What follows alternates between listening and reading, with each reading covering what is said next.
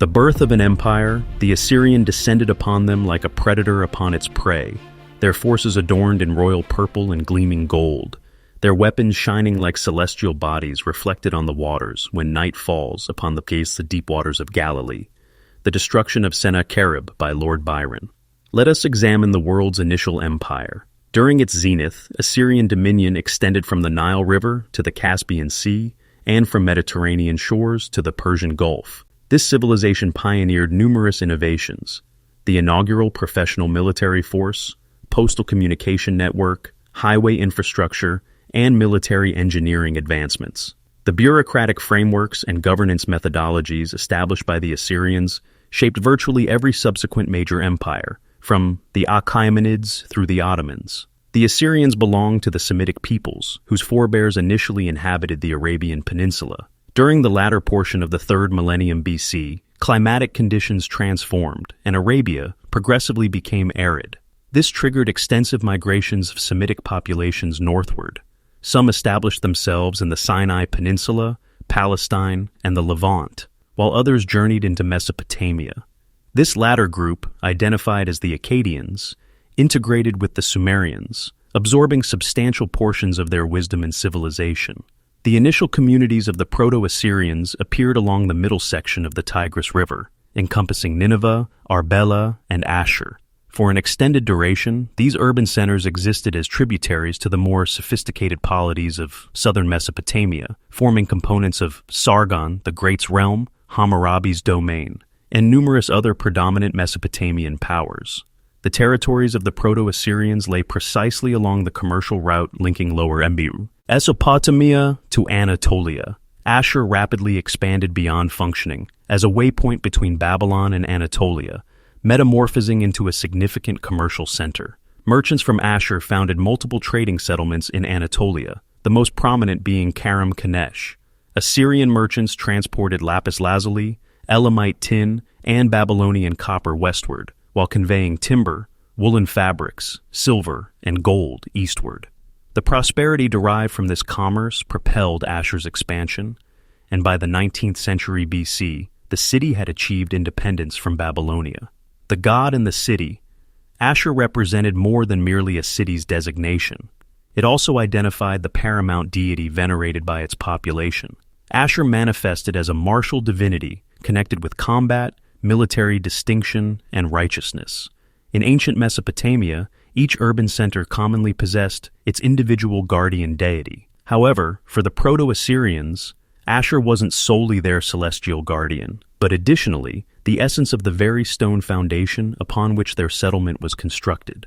The designation of the deity and the city were inscribed identically, representing an indivisible bond. Minimal information exists regarding Ashur's political framework during this epoch, but one element is evident. It hadn't yet become a kingdom. Rather, its population regarded their authentic sovereign to be the god Ashur himself. The city's administrator functioned only as his earthly delegate. This governor's station was hereditary, but not unrestricted. His power was constrained by a council of the city's senior members and a particular functionary designated as the Limu, who was selected for a single-year duration and functioned as both the leader of the city council and the principal financial administrator. This era of restricted royal authority concluded between the 18th and 17th centuries BC, when tranquility in Anatolia commenced deteriorating. Commerce diminished, and Assyrian settlements such as Karum Kanesh were annihilated. Consequently, Ashur forfeited its position as a significant commercial hub, and once more came under Babylonian domination. Years of subjugation and independence. In the 16th century BC, the region of Ashur again transformed into a battleground. Babylonians and Hittites engaged in intense confrontations, reaching a climax in the seizure and pillaging of Babylon in 1531 BC. Shortly thereafter, Kassite populations assumed authority over Babylonia. However, Babylon's collapse didn't deliver independence to the Assyrians. Hurrian populations from the Armenian highlands founded multiple polities, the most formidable being Mitanni. For nearly 2 centuries, Ashur remained a tributary of Mitanni, its defensive structures demolished at Mitanni's directive. The Assyrians adopted substantial military and technological advances from Mitanni, encompassing the lightweight war chariot, the composite bow, and lamellar armor. In the 15th and 14th centuries BC, Ashur reclaimed its independence. The administrator Ashurbanipal exploited internal discord within Mitanni to reconstruct the city's defensive walls. Subsequently, Ashur-uballit expelled Mitanni representatives, proclaimed himself monarch, and pursued assistance from the Egyptians. This resurgence encountered animosity in Babylon, where the Babylonian monarch Burnaburiash II characterized the Assyrians as his tributaries and insisted that Pharaoh Akhenaten declined to acknowledge their sovereignty. With independence achieved, Assyrian state philosophy underwent transformation. They now envisioned their domain as a territorial entity, Mat-Ashur, signifying the land of Ashur. King Adad-nirari commenced identifying himself as monarch of the world. Assyrian royal designations progressively reflected military accomplishments, with the fundamental title Mushakshish Mati, meaning the one who expands the borders, becoming central, divine miss. Ion and imperial ideology. The Assyrians maintained that the god Ashur constituted the origin of the supreme cosmic arrangement and that their polity embodied divine law surrounded by disorder. From their viewpoint, extending Assyrian dominion over subjugated territories was an indisputable virtue, and any opposition was considered sacrilege. Assyrian religious practice also transformed. Ashur was no longer merely the city's guardian deity, but now the supreme god transcending all others. If Ashur was the god of gods, then the monarch of Assyria was destined to be the monarch of earthly monarchs. The Assyrian monarchs perceived territorial expansion as their divine obligation, and their military expeditions remained perpetual. This expansion contributed significantly to Mitanni's downfall. Adad-nirari annexed portions of Mitanni's territory and compelled its monarch Shatawara to bear the yoke of Ashur. The Hittites obliterated Mitanni's capital Wash-Shukani, and Shalmaneser annexed what persisted of Mitanni. The subsequent significant expansion occurred during the administration of Tukulti-Ninurta I, who subjugated Babylonia and delivered a devastating strike to the Hittites. However, his aspirations were terminated when he was eliminated in a palace insurrection. His demise initiated an era of internal discord. The Late Bronze Age collapse swept throughout the Near East, and Assyria's territory contracted to a modest core along the Middle Tigris. Military renaissance and terror. By the conclusion of the 10th century BC, the Assyrians, commanded by King Ashurbanipal II and his successors, recommenced their military expeditions. Initially protective and anticipatory, these ventures transformed into aggressive expansionist combat. A fundamental element in Assyria's military achievement was technical advances. They were the initial civilization to establish cavalry as a separate military component comprising mounted bowmen and later heavy shock cavalry, early forerunners of the Parthian cataphracts. The Assyrians commenced utilizing battering rams to penetrate city gates and fortifications. They were also the initial to deploy siege towers with archers and to excavate tunnels underneath walls, mastering the technique of direct attacks even against the most substantially fortified urban centers. The Assyrians established a postal network, enabling them to institute territorial administrations throughout conquered territories by positioning garrisons and designating governors, functionaries meticulously supervised through regular communications. They constructed an extensive system of paved highways to facilitate swift deployment of forces and guarantee continuous postal communication. These innovations necessitated tremendous resources. The Assyrians lacked a systematic taxation framework, so they rendered warfare perpetual, executing annual military expeditions concentrated on extending frontiers and extracting maximum wealth from subjugated territories. These expeditions achieved their zenith during King Ashurnasirpal II's administration. His conquests were characterized by exceptional savagery. He depicted one triumph: "I seized the settlement and executed numerous combatants. I severed the heads of the warriors and erected a monument of skulls and corpses. The youths I impaled upon poles, and the young women I hurled into the conflagration." When Ashurnasirpal II's forces captured an urban center, captives were decapitated or dismembered, their skin stripped, impaled on stakes, crucified, entombed alive, submerged, or incinerated. This strategy of terror proved highly successful in the immediate term. Numerous kingdoms submitted without opposition. Shalmaneser III characterized one bloodless victory, The panic-filled terror, which my lord Ashur transmitted upon them, seized the inhabitants. The monarch grasped my feet and submitted. However, in the extended terror, the strategy of terror produced adverse results. While it inspired dread, it also cultivated profound animosity. Nearly every adjacent population came to detest the Assyrians with intensity. Even though successors were less savage, the reputation as merciless executioners persisted. The objective had been to eliminate any inclination to oppose, but it generated the contrary consequence. As soon as internal discord erupted in Assyria, multiple populations arose in insurrection. In the north, those who had experienced Assyrian incursions united to establish Urartu. In the west, two formidable confederations of Aramaean populations emerged. Insurrections frequently occurred in Babylon. Ultimately, the strategy of endless warfare resulted in deterioration. The plundered territories ceased producing wealth. Commerce collapsed. Provincial governors commenced slipping from central authority. By the conclusion of the 9th century BC, King Shamshi-Adad IV governed little more than the capital and a modest area surrounding it. The reforms of Tiglath-Pileser III, Assyria was preserved from total collapse by King Tiglath-Pileser III, who assumed power in 745 BC through a military insurrection. He executed comprehensive military reforms that substantially strengthened the forces. Previously, the Assyrian military consisted predominantly of a militia of autonomous citizens. Under Tiglath-Pileser III, Assyria established its inaugural professional forces, recruiting impoverished peasants and equipping them at the state's cost. He implemented regular instruction, rigorous discipline, and reorganized the forces into specialized components: chariots, cavalry, light and heavy infantry, and engineering divisions. To finance this military and guarantee stability, Tiglath-Pileser executed taxation and administrative reforms. He imposed new levies and labor requirements on agriculturalists and artisans. To prevent provincial governors from becoming independent administrators, he reduced the dimensions of provinces while increasing their quantity and commenced designating eunuchs as governors.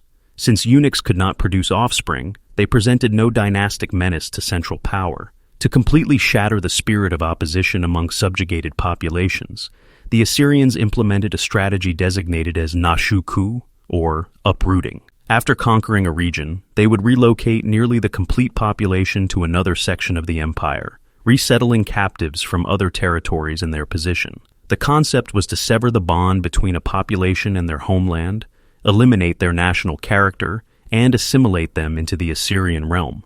This strategy resulted in the Aramization of the Near East. Originally, Aramaean populations inhabited compact territories in contemporary Syria, but after mass relocations, Aramaeans were dispersed across various regions. Over time, their language, not Assyrian, transformed into the lingua franca of the Near East. Even in the Assyrians' heartland, Aramaic expanded increasingly prevalent. The Assyrians commenced maintaining documentation in both Akkadian and Aramaic. In relief sculptures, scribes are frequently depicted functioning in pairs, one inscribing in Akkadian on a clay tablet, the other in Aramaic on papyrus. Conquests and supremacy. The Nashuku policy and Tiglath-Pileser III's reforms demonstrated extraordinarily efficient. In 745 BC, Tiglath-Pileser assisted Babylonian monarch Nabu-Nasir in his conflict against Chaldean populations and Elam. Consequently, Nabu-Nasir became his tributary, and Tiglath-Pileser adopted the distinguished designation monarch of Sumer and Akkad. He then commanded an expedition eastward and subjugated the Median populations inhabiting the Iranian plateau. Having evaluated his reformed forces, Tiglath-Pileser directed his attention on Urartu, administered by King Sargon II. Urartu had established a military confederation with multiple Huran polities and Aramaean populations. In 743 BC, the decisive Battle of Arpad occurred. The Assyrian triumph was so overwhelming that numerous polities in Syria and the Levant immediately submitted to Ashur's dominion and remitted tribute. In 735 BC, Assyria delivered a conclusive strike to Urartu. Tiglath-Pileser commanded his forces to Tushpa, the capital positioned on Lake Van's shores. The Assyrians penetrated the city's exterior defenses and annihilated the lower section, but the citadel remained impenetrable. Although Urartu survived, the expedition initiated a period of internal crisis, and for numerous years afterward, Urartu couldn't challenge Assyria's supremacy. In 732 BC, Tiglath-Pileser initiated another expedition. He subjugated Damascus, while the Phoenician city-states recognized Assyrian dominance and remitted massive tributes. Tyre remitted 4.5 tons of gold. The kingdoms of Israel and Judah were also transformed into client polities. Tiglath-Pileser's expedition reached Egypt's frontier, concluding with the seizure of Ashkelon, the Philistines' capital. The subsequent year, Tiglath-Pileser returned to Babylonia, defeating the Chaldeans and acquiring 154,000 captives. In 729 BC, he united Assyria and Babylonia by crowning himself monarch of Babylon. In merely 15 years, Assyria had brought the complete Near East under its authority, from Lake Van to Egypt and from the Persian Gulf to the Mediterranean Sea. This signified the birth of the Neo-Assyrian Empire. The height of power, the successors of Tiglath-Pileser, Shalmaneser V, Sargon II, Sennacherib, and Esarhaddon, continued his expansionist approach. Assyria achieved its greatest territorial extent at the commencement of the 7th century BC. Egypt, Elam, and Cyprus were subjugated. Rebellious Phoenician urban centers were suppressed. Urartu was propelled far to the north, and the Assyrians seized extensive territories in Anatolia.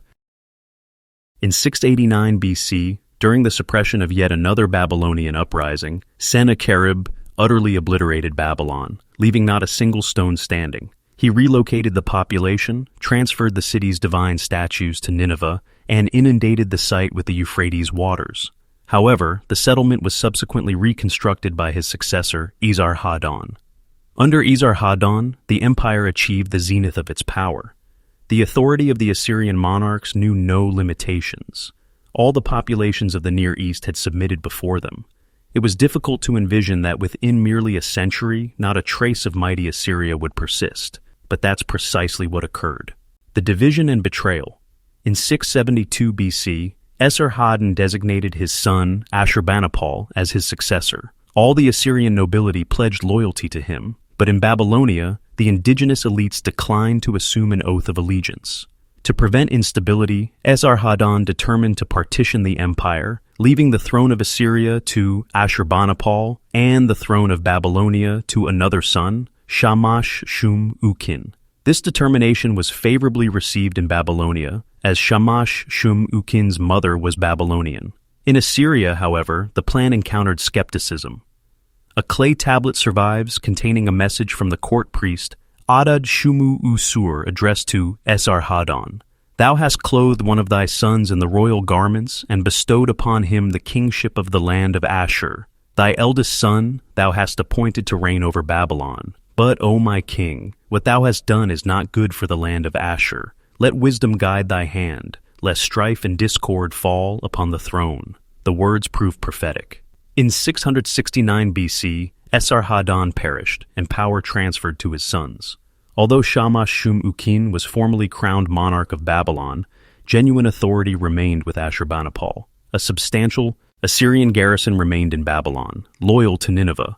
Ashurbanipal also continued to present sacrifices to the Babylonian deities, a sacred obligation traditionally reserved for Babylon's monarch. For a duration, peace persisted between the brothers. The ancient adversary Urartu had effectively transformed into a client polity, functioning as a buffer against the aggressive Sumerian populations. In the west, the Lydian kingdom became an Assyrian tributary. To the south, in 653 BC, the Assyrians devastated Elam. The severed head of the Elamite monarch Te-Uman was suspended in the royal garden of Ashurbanipal's palace in Nineveh. However, Shamash-shum-ukin desired Babylon's complete independence and covertly commenced establishing an anti-Assyrian confederation.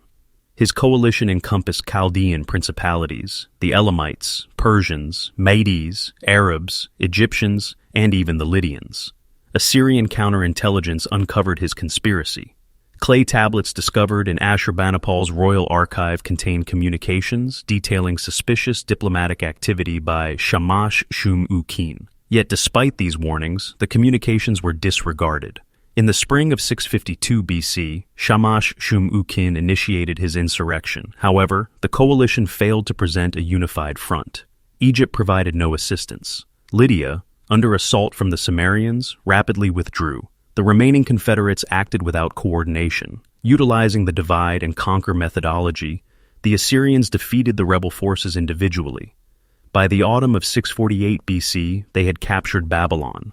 Rather than be seized alive, Shamash-shum-ukin committed suicide, along with his wife and closest supporters. The Assyrians unleashed terrible retribution on the settlement and its population. Rebels had their tongues extracted and limbs severed. Their mutilated corpses were abandoned to be consumed by dogs and swine. After devastating Babylon, the Assyrians advanced swiftly to suppress the Chaldeans, annihilate the Elamite polity, and punish the Arabs. Ashurbanipal celebrated his triumph with a savage display. As he entered the temple, his chariot was drawn not by horses, but by 5 defeated monarchs. Behind him walked the closest confederates of Shamash-shum-ukin, each wearing around their necks the severed heads of rebellious princes. The beginning of the end, Assyria had achieved the height of its power. It appeared that no force on earth could oppose it. However, in reality, Assyria was hemorrhaging from within. The continuous uprisings had depleted its strength. The Medes never returned to Assyrian authority. Egypt soon separated, and Lydia also declined to recognize Ashurbanipal's dominion. He no longer possessed the strength to reconquer these increasingly independent border polities. Shortly after, a new menace emerged. The Scythians, following in the Sumerians' wake, commenced appearing along Assyrian frontiers. In the 630s BC, under the command of Madius, they invaded Assyrian territory. Weakened by endless conflicts and insurrections, Assyria was in no condition to resist. The Scythians swept across the western sections of the empire like a tidal wave, rolling westward beyond the Euphrates. This sudden catastrophe shattered the foundation of the Assyrian polity and plunged it into disorder and internal discord. Ashurbanipal lost the confidence of the military elite and was removed from power, left only with the Babylonian throne. However, in 627 BC, Ashurbanipal perished, initiating a civil conflict between his sons and his generals. The rapid collapse of the Assyrian Empire had commenced. One by one, Assyrian provinces declared independence. Elam separated.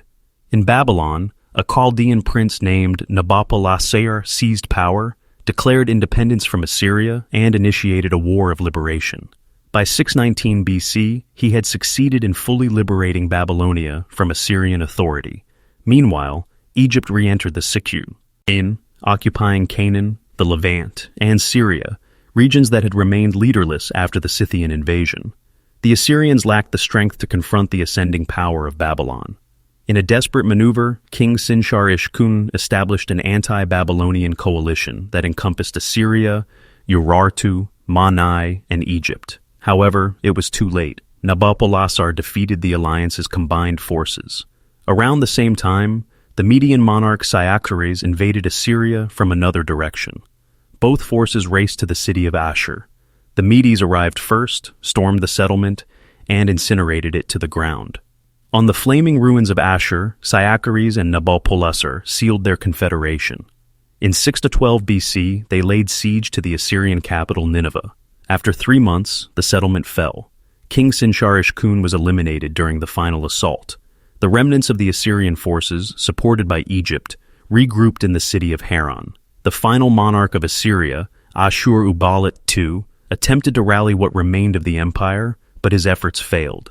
In 610 BC, the Medes captured Haran, and the subsequent year, Nabopolassar devastated the final Assyrian-Egyptian forces in the region. And with that, the story of the Assyrian Empire, the first empire in recorded history, came to an end.